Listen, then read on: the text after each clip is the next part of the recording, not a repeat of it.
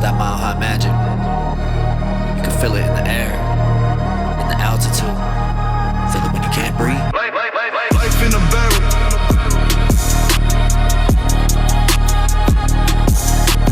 Life in a barrel.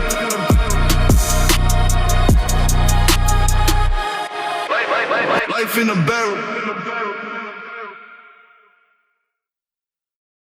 What it do, Broncos country, and welcome to your number one source for Broncos news, takes, and opinions. This is Life in a Barrel, inspired by the legacy of the late Broncos superfan Tim Barrelman McKernan. We seek to give you raw, educated, unfiltered Denver Broncos takes and opinions. I am your host. I go by the name of Town, and joining me every week, my co-host, my partner in crime. Please welcome Tariq Hatchet Young to the show. Reek. Oh, okay. We 6'7". What's happening, man? Living the American dream. What can I say? Hey, I don't know whose dream it is, but it's not mine. It ain't mine either. But whoever's it is, they need to wake the fuck up because I ain't enjoying this shit. I'm tired of this, Grandpa. No, I felt that. Well, you know what, Reek? That's too damn bad. All right. I know. Unfortunately, that's too damn bad. We stuck in this timeline where the Broncos lost the AFC Championship game. But other than that, how was your week? It's been going. Prepping myself for an arena game this weekend. You know, my semi-pro team's playing a new arena team in Pueblo, so trying to prepare for that. Trying to get some sleep. Trying to stay hydrated. You know, athlete things. Yeah, definitely. You know, H2O. High quality H2O. No Gatorade. H2O. Well, no, we here at Life in a Barrel wish you the best of luck in your game and stay healthy out there. Make sure that you put belt to ass to them folk. Got to go out there and give it our all, you know. Arena's different compared to 11 on 11, but I'm not going to get into my dislikes for that. But yeah. For sure. You know, Coach Jones will be on your ass about it. Exactly. Oh man, my week was cool, man. Got a lot of stuff done in the personal life that I needed to take care of. So I'm like feeling good that I got a lot of that accomplished. Before we get into this week's episode, we do want to remind you all that Life in a Barrel is giving away a free Broncos jersey of your choice when our YouTube page gets to 100 subscribers. Been wanting to get your hands on a Bo Nix jersey? Or how about the one I'm wearing tonight, this PS2 throwback? Maybe Marvin Mims Jr. is your favorite player. Well, now we're giving you the opportunity to get that for free $99. Just subscribe to the YouTube channel. Stop being a lame. Stop being a lame. We're trying to give y'all a free jersey, and y'all playing with us. Hey, y'all playing. But you know what? I will say, I do see that number slowly climbing up every week. Somebody want a free jersey. I don't know who it is. Somebody wants a free jersey. So I want to shout out to our new subscribers, man. Thank you guys for tuning in. We appreciate y'all. Make sure to spread the word so we can get that jersey given out. And you never know what it might be. It's your choice. Keep supporting the vision. Yep, that's right. That's right. Well, you know, coming into this episode, we had a plan of what we were going to be talking about. We were going to be talking about the Denver Broncos' upcoming free agents. And while we still will be covering that, we have some Broncos breaking news that broke today, like right before we started filming. We are currently in the evaluation period in this year's cycle of the NFL draft. And one of the ways that's achieved is through the NFL scouting combine. Nearly entire position groups are invited out to compete in drills designed to test their speed, agility, strength, and overall football acumen. As expected, the team's entire scouting department, General Manager George Payton and head coach Sean Payton were all out in Indianapolis at the combine, and Sean Payton dropped some major news during his press conference. Newly christened Offensive Coordinator Davis Webb will be in charge of play calling this year as Sean Payton steps down. What is your immediate response to that? Thank you. I mean, if I'm being honest, I'll believe it when I see it. He'll give away some of the play calling, but I saw him talk about earlier, like he'll have a say here and there what goes into there. But I think this is a great opportunity for our offense to get fancy. It's a little stagnant. I feel like the trick play Sean Payton was calling last year or this past season just wasn't working. Yeah. But, you know, I think we're going to see a lot of creative stuff out of Davis Webb. And hopefully he can transition Marvin Mims into getting some more playing time. That's what I would like to see the most.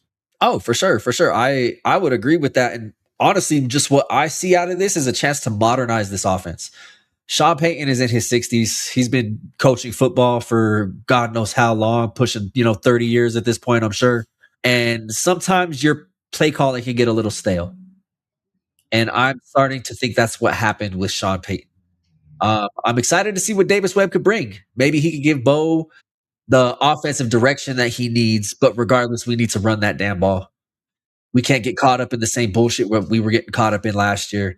But speaking of last year, what did you see with Sean Payton? Excuse me. What did you see with Sean Payton's play calling last year that needed change? My biggest thing is we weren't running the ball as much as we should. We get into situations where he wants to throw a deep ball. Like, don't get me wrong, everybody loves the deep ball. But if we're running the ball very good, we got to stay running the ball until they can stop it. But there's times where we get a little behind and, okay, we'll just keep throwing. And then after that, the run game just doesn't start working. Like, you got to run the ball the whole game, not just in the first half. Yeah, I would agree with that. He needs he needed to run the ball more consistently.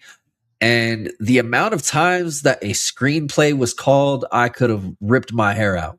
Oh, absolutely. Like, Screen passes are supposed to be for very specific situations. When you know the defense is going to be sending people and you have an opportunity to get the running back behind the blitzing linebackers and the people coming in open space, a chance for a big play. It doesn't work when you call it 3 times a fucking drive. we ran way too many screens. It was very annoying. It was that or so many short routes to where I was like, why don't we try anything intermediate? Like, Yeah, we can't throw short routes on 3rd and 15 and expect a first down. for sure. Or run a fullback run up the middle on 3rd and long either. No, so Yeah, I'm excited to see what Mr. Webb gets out of his bag of tricks. definitely. What do you hope to see from Davis Webb in this offense? I like you said, I agree with it. I hope he modernizes it because that's definitely what we need. But also knowing your personnel and using the personnel in there to create an advantage, because I think a lot of the season last year, Ingram should have been in there a lot more, especially at that tight end, because you were like, oh, this is our joker. We're going to hype him up. This is our guy that gets us to where we need to. But there was a lot of times last year he wasn't even in the game. Yeah, we're throwing to Troutman and Kroll, and you're like, where the hell is Ingram? We'd signed him to a contract for what? Yeah, that's exactly how I feel. So hopefully he gets him and Marvin Mims way more involved in the offense. That's what I would like to see because it's going to take the offense to another level. I parrot what you say. Just get our playmakers the ball, have Bo in some good situations, and stay out of 3rd and long, please. Just stay ahead of the chains. That's all I ask. Definitely. Another question I have to bring up, Reek. If a change was really this necessary in play calling in Denver, why was Joe Lombardi not given the opportunity last year? That's a great question. I feel like Sean Payton's pride had to get in the way. It just had to. I think from before halfway even through the season, I said we definitely got to make some changes at play calling, like give it to Joe Lombardi, but he just wouldn't do it. And now I think Davis Webb was like, okay, if I'm going to do this, if I'm going to stay with you guys instead of going to the rival team or anywhere else, I would like those play calling opportunities. So I feel like that has a lot to do with why he's getting the play calling in the first place. For sure. I could see something like that.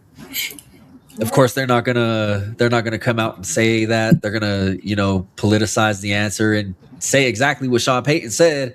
Oh no, we were talking about doing it last year, and you're not gonna give play calling duties to your quarterback coach. I'm sorry. Exactly. Well, speaking of Broncos coaches, alongside that news, we also have some additional Broncos coaching hires. Are you ready to talk about who's going to be in the coaching staff next year? Hey, let's do it. All right. First and foremost, former Detroit Lions offensive coordinator John Morton takes over as the passing game coordinator, and he has several years of experience in this role under Sean Payton with the Saints. That Saints Broncos connection is still going strong to this day. Yes, it is. Yes, it is. What do you hope to see out of the pass game from John Morton? Some more intensity. Some more intensity. That's the biggest thing for me. I feel like we gotta be a little bit more aggressive on offense. Yeah, for sure. I would say channeled aggression. Yeah, channeled aggression is definitely a good thing. Because there'll be times of the year where we come out really aggressive on offense and do what we're supposed to do, like say against the Cowboys, but then that first game against the Raiders, we're sitting there walking on thin ice when it comes to the offense. So it was just too inconsistent, man. Too inconsistent. We need to bring it like we brought it against Green Bay and against Dallas every game. We know that these defenses are going to be game planning against us. We got to figure out how we're going to counter it when they throw a counterpunch. Exactly. Not just against specific good teams to prove a point that we're a good team also. You got to do it against the bad teams as well. All right. Moving on to the next coach. Offensive assistant Logan Kilgore is being promoted to quarterbacks coach. He's a relatively young coach, 4th year in the NFL with the Broncos, working his way up the tree. Sean Payton definitely does like to keep his guys around, and a former quarterback, I might add. I feel like they're building something special with all these quarterbacks coming into the team. I hope he does a great job, just like Davis Webb did, of keeping all the quarterbacks connected. They're pretty much a family now. You see Bo and Stiddy, they spend holidays together and everything. Like, hopefully he's able to learn a lot from them, but also teach them a lot so he can keep moving up. That's what I like to see for sure as a coach. I want to see coaches get better overall and go to where they want to be. And that's ultimately to be a head coach. Yeah. Yeah, definitely. When you've been around as long as Sean Payton's been around, your tree is going to be ridiculous. Absolutely. And he's of the Bill Parcells tree himself. So that's a legendary coach to have learned under and carry on his legacy and his teachings. And they are continuing to do the same here. But we're going to go ahead and move on to the next coach. And we are talking about former Bills quarterback coach Ronald Curry has been hired as wide receiver coach. Now, Curry's name should ring a bell to some Broncos fans, as he was once a wide receiver himself with the hated Oakland Raiders.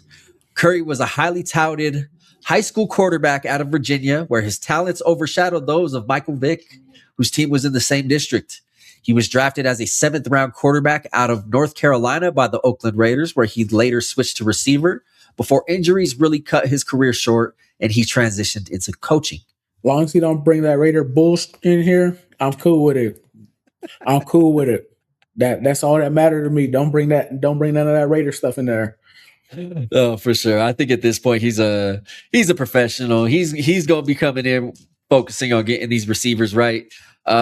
Maybe definitely he could, if there is anything from the Raiders that he could bring over, is maybe just some stickum.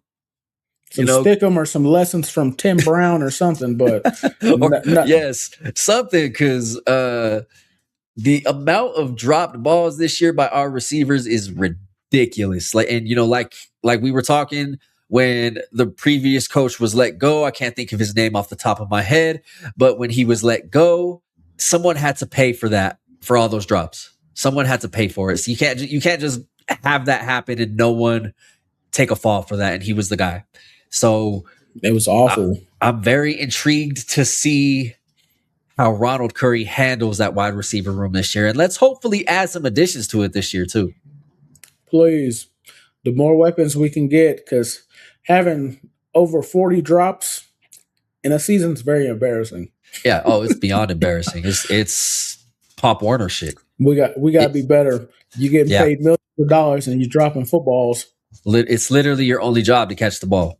Just do it. Come on, man. I can't fuck up at my job like that and keep it. Exactly. So, but we gonna be moving on to the next coach, and I'm talking former Drake University offensive coordinator Kyle Kent has been brought on as an offensive assistant. He's a former quarterback again, and a young coach really getting his chance to break through in the NFL. Say Drake. I hear you like I'm young. I feel like the younger you get with the staff, the more they can connect with the players. And I think that's what Sean Payton's trying to do now. He's bringing in a bunch of younger guys because, the players can relate to him, and it just builds better camaraderie. You get a lot of the older dudes in there, they stern and it's their way or the highway. So good for him. Yeah.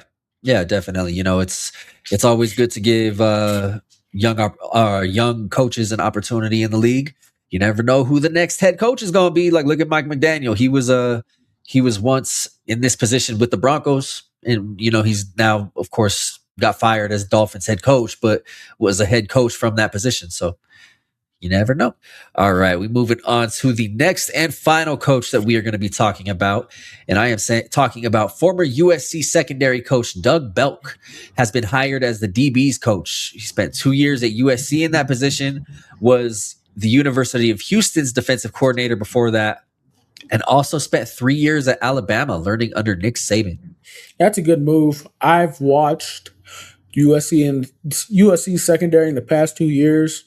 They get after it. So I'm excited to see what he's going to give to Pat and the boys to make them better overall, because he was getting them boys right. And plus, he comes from Nick Saban's learning tree, the GOAT college football coach. Yep. The GOAT. So he knows a thing or two. Definitely. Not just him. I like to think that Sean Payton knows what he's doing when he puts together his coaching staff.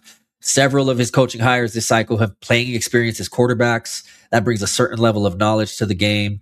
And, we wish you guys the best of luck in your positions this upcoming season from Life in a Barrel. Reek, we've done all this talking about coaches. Coaches can only do so much. It's up to the men under contract to actually go out there and perform what the coaches are asking.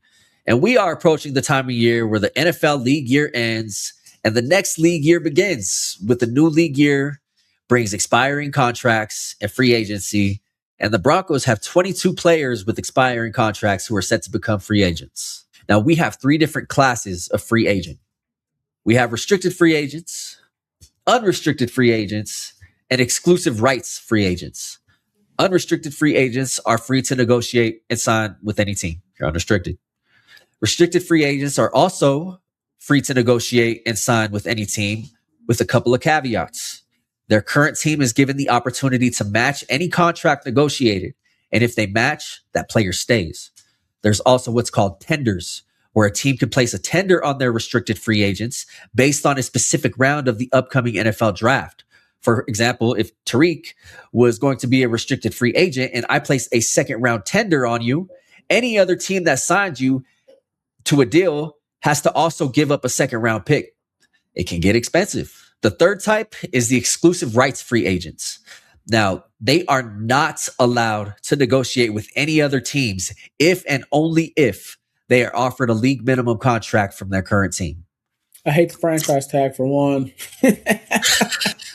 That's the biggest thing I hate when it comes to free agency, especially if a team's ass, like say for instance, Breece Hall, the Jets are more than likely going to put a franchise tag on him. They're not going to give him an opportunity to go compete. They'd rather him just be miserable. For sure. I feel like there should be certain stipulations. Like if your team's ass, like bottom line, go on, just go draft somebody else. You're going to find somebody else anyways. But oh my God. You should have an ass rating. Yeah, because think about it. Fans are going to get mad talking about, oh, he want to leave. Why is he leaving? Blah, blah, blah. Because y'all suck. Sure. I wouldn't want to be on a team that sucked. Like, I wouldn't want to play for the Jets. I feel that. And just to give some context to those who might be a little confused, since we are talking about the different types of free agents, let's go ahead and break down what a franchise tag is. Now, a franchise tag can be used on a player who is a free agent. And this is the team saying, no, we want you for one more year. We're willing to pay you top 5 money. There ain't jack shit you can do about it. We're going to sign you to this average contract that take the top 5 salaries of your position, average amount. We're going to pay you that for 1 year, and you have no rights to negotiate with anything. It's fucked up. It's a crime. Yeah. A crime against humanity. Now, granted, the Broncos have taken advantage of that a few times with players such as Ryan Clady or Von Miller, Demarius Thomas. Back in the day, we have now we have good owners who actually play our players, so it's not a thing. How times have changed, but still, he doesn't want to go play for the Jets anyways. Come on, peeps. I feel you. But enough about Brees Hall. This is a Denver Broncos podcast. Here are the Denver Broncos' upcoming unrestricted free agents who are free to negotiate with any team. Defensive lineman John Franklin Myers, linebacker Alex Singleton, halfback J.K. Dobbins, tight end Adam Troutman, linebacker Justin Sternad, safety P.J. Locke, fullback Michael Burton, tight end Mercedes Lewis, wide receiver Lil Jordan Humphrey, center Sam Mustipher, and quarterback Sam Ellinger. Here are the restricted free agents for the Denver Broncos. Defensive lineman Matt Henningsen, cornerback Jaquan McMillan, tight end Lucas Kroll, offensive guard Alex Palczewski, running back Jaleel McLaughlin, and tight end Nate Atkins. And the exclusive rights free agents for the Denver Broncos are edge rusher Dondre Tillman, defensive lineman Jordan Jackson, safety Devon Key, and halfback Tyler Bidet. Now, going through all the players with expiring contracts set to become free agents, who is your number one player that re-signing is a non-negotiable? My non-negotiable is Jaquan McMillan. That's my non-negotiable. These past 2 years, phenomenal job. Phenomenal. I know they end up drafting Jahdae Barron to bring another corner in, but he's played his ass off to keep his job, so I think it's a must that he gets re-signed. Yeah, he definitely busted his ass to earn that nickel slot corner position. And he's had an incredible run as a Denver Bronco, and I think not signing him to a deal would be a mistake. And I would also list him as my non-negotiable. We need to keep him in there. And that would make a lot of sense, especially with Riley Moss coming up on a contract year. Gotta keep him. Keep him. That would solidify your starter in Pat Surtain and your nickel in Jaquan McMillan. And now you let Barron and Moss fight it out for that number 2 position. Exactly. That's what I like to see. Yeah, exactly. That's what it should be. Hopefully it is. All right, Reek, looking at the unrestricted free agents, which again, Franklin Myers, Singleton, Dobbins, Troutman, Sternad, Locke, Burton, Lewis, Lil Jordan Humphrey, Mustipher, and Ellinger. Who do you think the Broncos should sign to a contract extension from that group? To be honest, I'm gonna say Justin Sternad. He's really proven himself, especially with Drake Relon being out of the rotation for those games, and that he was hurt, and then the suspension. Like, he proved himself all year. I think it's a better choice to bring him back instead of Alex Singleton at this point, because Alex Singleton is getting older now, and he's already in his 30s. There's only so much longer he can go as a productive linebacker, I think. And Sternad's younger. You go with the younger guy, and he proved himself this year. Yeah, definitely. My answer would be John Franklin Myers. Oh, definitely. He's a game changer too. That man is I've said it several times that he is an absolute terror in the run game. An absolute terror. And we just re-signed Malcolm Roach to an extension, so I get the money might be a little tight in the defensive lineman room, but I think he's someone we need to keep around. Do I think we're going to be able to? No, I don't think. I think he's going to be playing somewhere else, earning high dollar for what he does, because that's, you can't replicate that. He stuffs the running lanes, and he definitely does. When he's not out there, it's visible. You could tell. Oh yeah, most definitely, it's visible. That was my other option. I was just on the fence about it because I was like, yeah, he's going to cost too much. I've already been seeing that he may be in the range of getting $24 to $30 million, and I don't know if the Broncos are really willing to give that up, especially because they got to sign other guys too. So No, for sure. And what the hardest part about that is, yes, the Russell Wilson contract is off the books this year, but Denver we has don't. also like signed 11 guys to contract extension in the past couple years. So there's a lot of money that got tied up that wasn't going to be available, and you're kind of crunched here. I think, to my understanding, they're roughly around 20 million. That's what they have in cap money this year. So we have to figure it out. Now we already touched on the restricted free agents, and we both agree that Jaquan McMillan is that dude in that category. What are your thoughts though on Jaleel McLaughlin? I love him. That's my dog. Yeah. But I think his time's up too in Denver, unfortunately. Yep.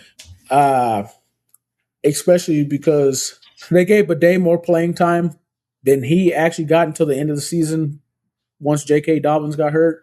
I think the time it's run its course. He's a small back, but I think they're just looking for another back that can do everything, honestly. Like they think obviously RJ Harvey's the guy. They drafted him for a reason. Yeah. But I think they're looking for a superstar running back that could get 1,000 yards a season, and Jaleel McLaughlin's unfortunately just not that guy for him. He's a jolt of energy guy. He's a good third down back, but that's kind of where it ends. Teams tend to key on him, and once they key on him, it's kind of game. Yeah. And I would agree with that. He's hopefully finds a role with another team. I hope so too. But he has heart. Yeah. One name I do want to touch on, because I know he had a bit of a cult following at the actual Bronco games, is offensive guard Alex Palczewski. Bring him back. You want to bring him back? Bring Palczewski back. Oh man, he kind of lost his role later in the season to Frank Crum. Do you think they're still going to bring him back? As many linemen we can keep, let's keep them. I think they've honestly developed even the backups to be some of the best offensive linemen in the league. So what the Broncos got going on, teaching this O-line, is something special. Mm-hmm. One guy gets hurt, the next guy replaces, and he's doing a damn good job. And Palczewski, when his name got called, he did a great job in my eyes. Yeah, for sure. All right, well, let's go ahead and look at the exclusive rights free agents again. This is edge rusher Dondre Tillman, defensive lineman Jordan Jackson, safety Devon Key, and and halfback Tyler Bidet. What are your thoughts on there? Any people we should re-sign to contracts? Devon Key is a very special player on our special teams. Got all pro this year, obviously. So we should be able to try to retain him back. And I like Dondre Tillman. When his name got called, out there getting picks on Dak Prescott.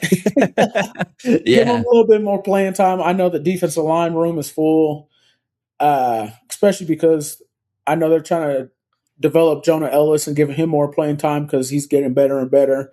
But I say just put Dondre on the other side at this point. You can never have too much depth at edge rusher. That's one of the most important positions in the game. Exactly. But just looking at these four names, I'm gonna be honest with you. I think there's a good possibility that you could see three of them, if not all of them, back. Because these guys, you only have to offer them league minimum contracts. So you could easily bring all these guys back and it's not going to affect you much on the bottom line. I think Devon Key has earned a contract from the Denver Broncos as a first team all-pro special teamer, Pro Bowl special teamer, setting, franchise records in special teams tackles. Like he had a hell of a season and he earned that extension from the Broncos, even if it is league minimum. And Tyler Bidet, he stepped in when he needed to. He's a talented kid. Is he gonna break the game open? No, but he's a nice rotational piece when you need it. Pay him more than the minimum. That's what I say. Pay him. know their worth. Yeah, for sure. But this is the NFL. If you can squeeze them for minimum, you're gonna squeeze them for minimum. Definitely. I already know how the game goes. Yeah, definitely. But we may have already kind of touched on it earlier. what is the one name you would be okay with letting hit free agency? Alex Singleton. Alex Singleton. Like I said, it's the age thing. When you look at his stats, especially in coverage, it wasn't the best, to be Yeah. honest. It wasn't the best. You can always find another guy just like him that's got the same motor in the draft. There's some good linebackers, I'm sorry, coming out in the draft. I know the Broncos been talking a lot about Jacob Rodriguez potentially, but we'll get on Okay. that at a different time. Oh, for But sure. you got to go younger at this point. Yeah, I would agree with you. Is as much as it sucks because Alex Singleton is a dog. He has that motor in him. He plays with a level of intensity that you don't see around the NFL too much. He came in as what was supposed to be a rotational piece and completely ended up taking over the position and ended up getting another contract out of it. Led the team several times in tackles. Like, that man is a tackling machine. Mhm. The most accurate thing that I've seen about him, Alex Singleton makes the most tackles they've ever seen 7 yards downfield. Definitely is. Like I said, don't get me wrong, he's a great player, but there's no need to pay him again when you already got Dre Greenlaw. And I know you can get Stranad to come back for cheaper. Yeah, and even Greenlaw, there's been talk of him being a cap casualty. Yeah, Like, which is very what would you feel unfortunate. if we released Dre Greenlaw? I don't think I would agree with the decision. I say give him another year to prove himself. Like this upcoming season, let him prove himself. If it's not the way if you don't like the way it's going, okay, then cut him loose. But at least give him an opportunity. He missed a lot of games at the start of the season. Yeah, his injury history, I think, is what would be the drawback and why they would maybe cut him on top of what they're paying him. Yeah. But I would agree with you that my name that I would be okay with letting hit free agency is Alex Singleton. Yeah, and plus on top of that, you got to give him an opportunity because if you think about it, they let Alex Singleton come back this year after tearing his ACL. So Alex Singleton is a soldier. The man played with cancer first and foremost. Found out he had cancer. Said, "Nah, let me go play this Raiders game before I have surgery." exactly. And then went and had surgery immediately after the Raiders game. Missed a week and then was back the following week after that. Like, there's no denying the heart that man has. He has, in his time here, solidified himself as a Denver Broncos legend. And, shout out to you, Alex Singleton. I hope if it isn't with the Broncos, which is, what we're anticipating happening, that you find a role with another team, man, that you go to a good situation. And we wish you nothing but the best. Yes, sir. We are just over 2 weeks from NFL free agency. Starts on March 11th. This is by far where a lot of team season is made or ruined. To spend money on a high-priced free agent that doesn't pan out, you just hamstringed yourself for the future. You could bring in the right piece that your team was missing. It just might be the reason you win a Super Bowl.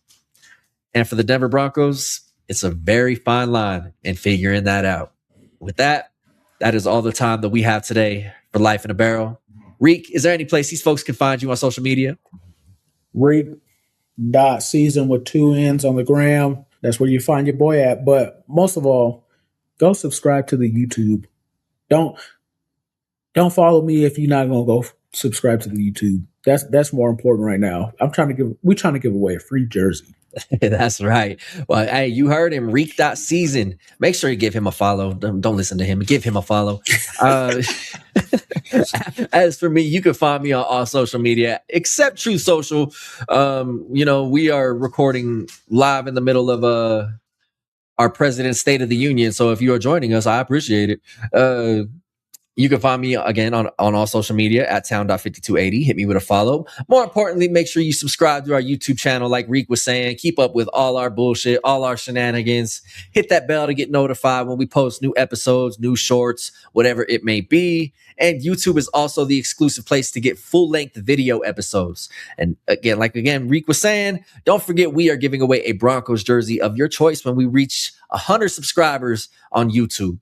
Life in a Barrel also has an Instagram and TikTok at Life in a Barrel Pod on both platforms. And if you're listening on Spotify, make sure you give us a rating. We appreciate the hell out of that. It's super important. Make sure you turn in next week as we have a top 10 countdown of our defensive free agent wish list. For Reek, for Town, for Life in a Barrel, for Broncos Country. We'll catch y'all next time. Peace. Life in a barrel.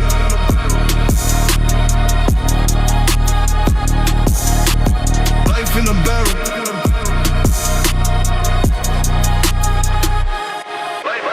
Life in a barrel.